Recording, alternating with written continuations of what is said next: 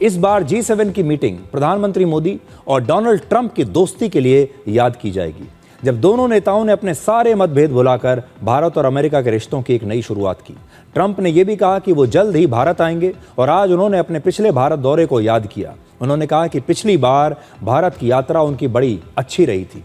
इससे पहले ट्रंप ने वर्ष 2020 में भारत का दौरा किया था और इस मुलाकात में ट्रंप ने हर उस बात पर भारत का साथ दिया जिसकी इस समय भारत को जरूरत है। भारत के विपक्ष के बहुत सारे नेता भारत की एनर्जी सिक्योरिटी को लेकर सवाल खड़े कर रहे थे। आज उन्हें ट्रंप का ये बयान जरूर सुनना चाहिए, क्योंकि आज जब ट्रंप से भारत और अमेरिका के बीच एनर्जी डील पर पूछा गया तो उन्होंने कहा कि भारत अमेरिका के साथ जो चाहे वो कर सकता है, यानी जितनी एनर्जी खरीदना चाहे उतनी खरीद सकता है। यानी ट्रंप ने अपनी तरफ से भारत की एनर्जी की जरूरतों को अपनी पूरी गारंटी आज दी है।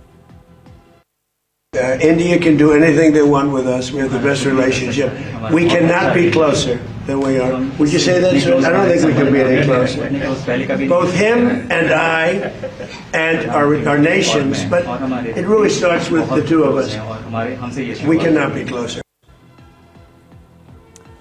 तो G7 समिट में आज प्रधानमंत्री मोदी ने यूक्रेन के राष्ट्रपति ज़ेलेंस्की से भी मुलाकात की है और लगभग 21 महीनों के बाद दोनों नेताओं की ये पहली मुलाकात है। उसकी तस्वीरें भी आज आप देख लीजिए।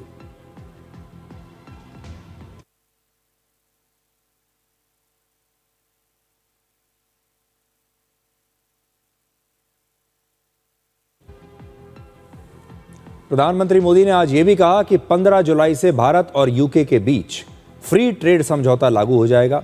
16 जून को G7 समिट के दौरान प्रधानमंत्री मोदी और यूके के प्रधानमंत्री कीर स्टारमर की मुलाकात हुई थी और आज प्रधानमंत्री मोदी ने खुद ये बात सोशल मीडिया पर शेयर की है। उन्होंने कहा कि ये भारत और यूके के संबंधों का ऐतिहासिक अध्याय है और इससे हमारे देश के नागरिकों के लिए नए अवसर खुलेंगे और विकसित भारत के लक्ष्य को हासिल करने में उन्हें बहुत मदद मिलेगी।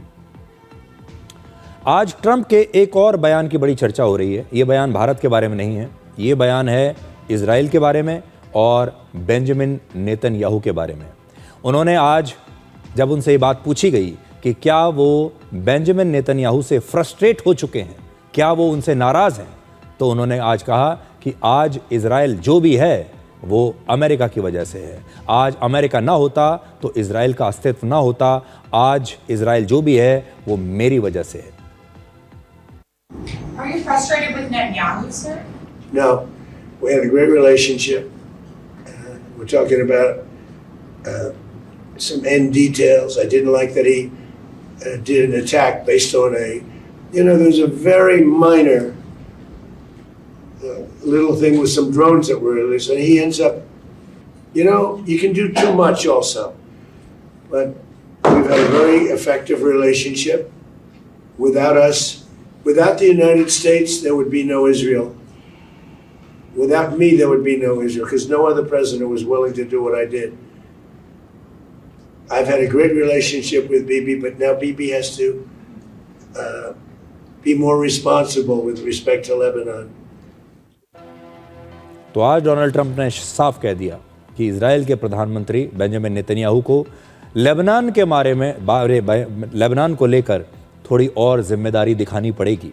और उन्होंने ये भी कहा कि इजराइल के लिए जो मैंने किया है इतना अमेरिका के किसी राष्ट्रपति ने नहीं किया। अगर मैं ना होता तो इजराइल ना होता, अगर अमेरिका ना होता तो इजराइल भी ना होता। आज इजराइल का पूरा अस्तित्व अमेरिका की वजह से है और वो इशारा कर रहे हैं बेंजामिन नेतन्याहू को कि उनके लिए अच्छा है कि वो डोनाल्ड ट्रंप की बात को माने और लेबनान के बारे में और इस जो शांति समझौता हुआ ईरान के साथ, इसमें वो ज़्यादा अड़ंगा ना अड़ाए।